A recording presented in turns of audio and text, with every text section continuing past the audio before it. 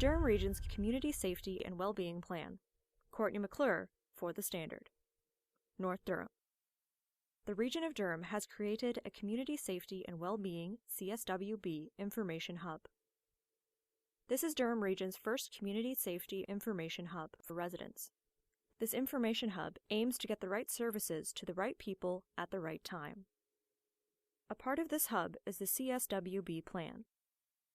Using community engagement sessions and other methods, the CSWB plan identified priority risk factors within the community, such as mental health, criminal involvement, and experience of racism. The goal of the CSWB plan is to help residents feel safe within the community and create a sense of belonging while ensuring the needs of healthcare, education, and other necessities are met. The CSWB plan includes an interactive map for residents showing community services and amenities available to them throughout Uxbridge, Brock, and Scugog Township. It also includes the City of Pickering and the Municipality of Clarington. For example, if you're looking for childcare within your area, click the childcare option in the legend and you will see childcare facilities marked within Durham Region. Apart from the CWSB, this information hub includes Durham 211. Durham 211 gives people access to government, community, and many other services throughout the region, including food, housing, and mental health support. If you do not have access to the online CWSB, you can call for confidential support 24/7 at 1-800-372-1102. For more information on the CSWB, please visit www.durham.ca. You can find the CSWB listed under the Regional Government drop-down menu. Freetopping Pizza returns to Port Perry. Dan Kearns, The Standard. Scugog. The Freetopping Pizza Port Perry store has new ownership and a new location, right near the waterfront. Freetopping Pizza is now located at 126 Water Street, the location which used to house Jim's Pizzeria. We're very accessible. We're in a prime location, right in front of the lake. It doesn't get better than this, really, owner Royston Apu told The Standard. It's just a better location for us in general. Port Perry's Freetopping Pizza was previously located in a plaza at 14500 Simcoe Street.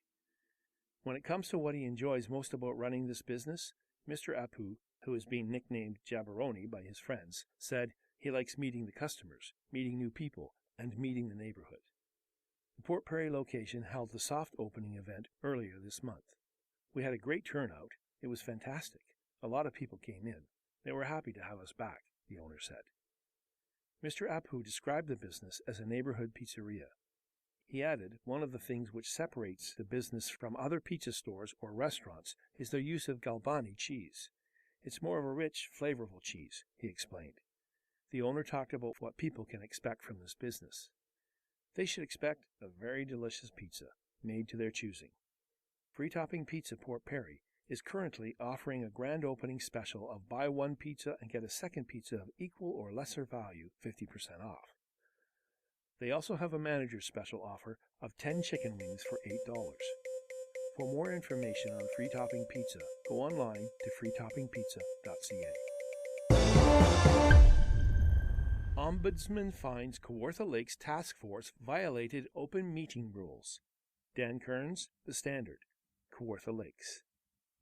The Ontario Ombudsman has found the Kawartha Lakes Off-Road Vehicle Task Force contravened the Municipal Act. In a recent released report, Ombudsman Paul Dubé stated 2 working group meetings the task force held violated the open meeting rules found in the Municipal Act. The report points to the fact these meetings were not open to the public.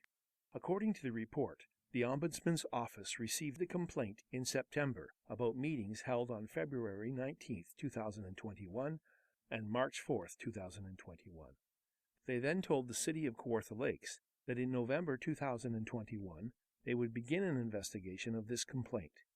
Members of my office's open meeting team reviewed relevant portions of the city's procedure bylaw and the Act. We also reviewed the task force's terms of reference and meeting records, the Ombudsman wrote. We interviewed the chair, vice chair, and recording secretary of the task force. We also interviewed the city's clerk and chief administrative officer. He added the investigation saw all parties give their full cooperation in this matter. The task force's terms of reference document stated they were prohibited from holding closed meetings. The Ombudsman provided his analysis of each of the meetings in question. On February 19, 2021, the task force held a regular meeting, live-streamed on YouTube. All 7 members were in attendance. At the end of this meeting, the chair indicated the task force members would meet for a working group meeting shortly after. As the task force did not consider this working group meeting to be subject to the Act's open meeting requirements, notice was not provided to the public and the public was not able to attend, his report read. He stated, members discussed the feasibility of using certain municipal roads as trail linkages for off-road vehicles at the working group meeting, and thus members materially advanced the business of the task force. As the task force did not consider any part of the working group meeting to be subject to the Municipal Act's open meeting requirements, no notice of the meeting was provided, formal minutes were not kept, and the public was not allowed to attend the meeting. This contravened the Act's open meeting requirements, the Ombudsman wrote.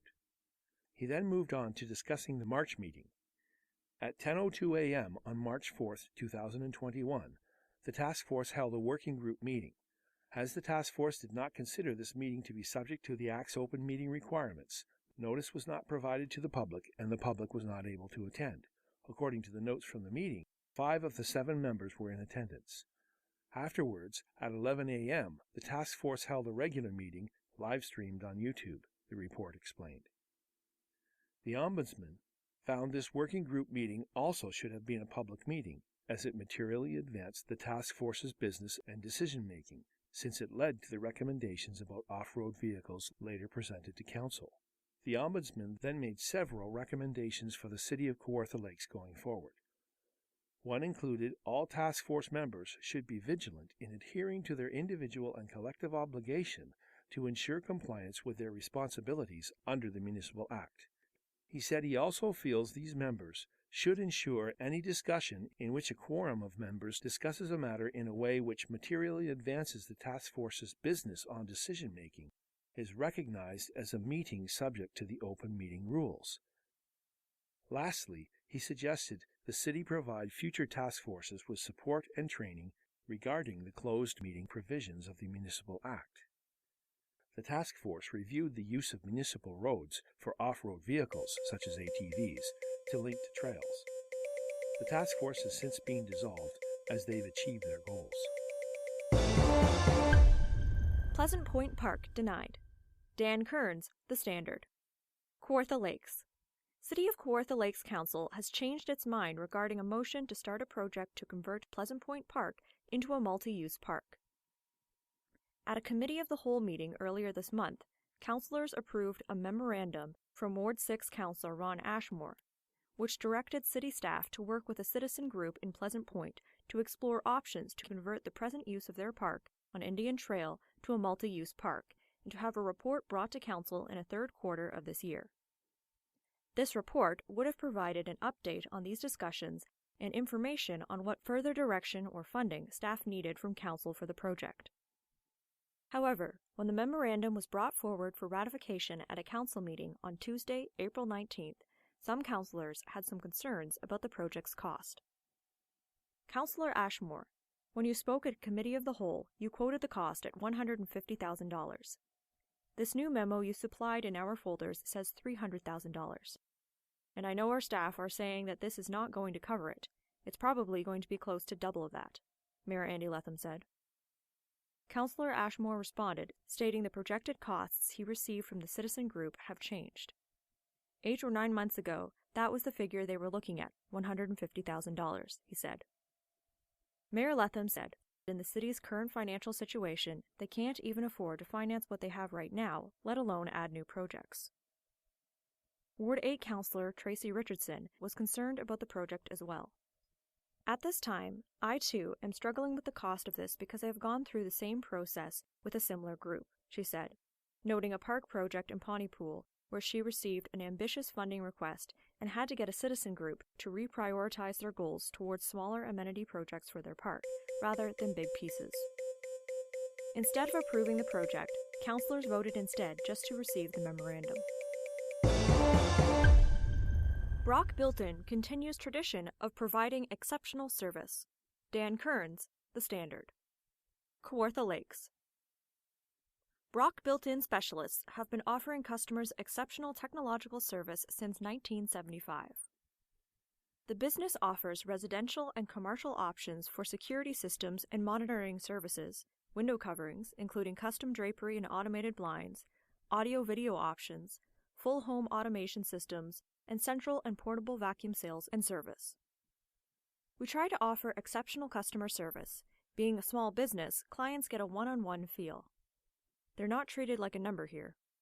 Our customers are very important to us, and we try to make each and every one of them feel that way, owner Lisa Dobson said. Ms. Dobson and her brother took over the business in 2018. I've been at BrockBuiltIn my whole life. It's a family business, she explained.